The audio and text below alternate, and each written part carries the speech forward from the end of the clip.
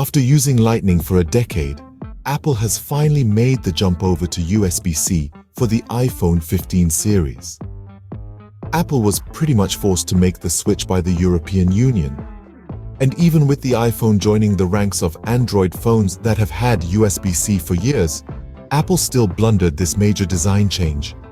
It appears that even the iPhone 15 Pro and iPhone 15 Pro Max, the two higher-end models of the iPhone 15 lineup, will have the same charging speeds as before, which is around 27W. Despite moving over to USB-C, the charging speed remains the same, with no improvements made to speed. With 5x optical zoom capabilities, there's no doubt that the iPhone 15 Pro Max will be able to capture much better close-up shots than its predecessors. However, take a look at the Samsung Galaxy S23 Ultra.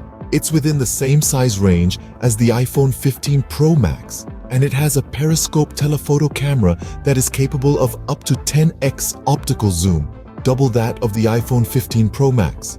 In the world of Android phones, you'd be hard-pressed to find one that still has a 60Hz refresh rate on the display. Even budget-friendly options have at least 90Hz these days, and a majority of the base models for the flagships, such as the Galaxy S23, have 120Hz. But on the standard iPhone 15 and iPhone 15 Plus, Apple is still using a terribly outdated 60Hz refresh rate, which is hard to justify considering the price of the devices.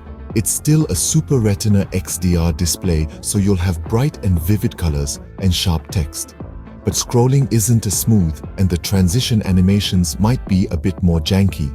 To the average person, it may not be super noticeable, especially if you haven't used a phone with a higher refresh rate on the display.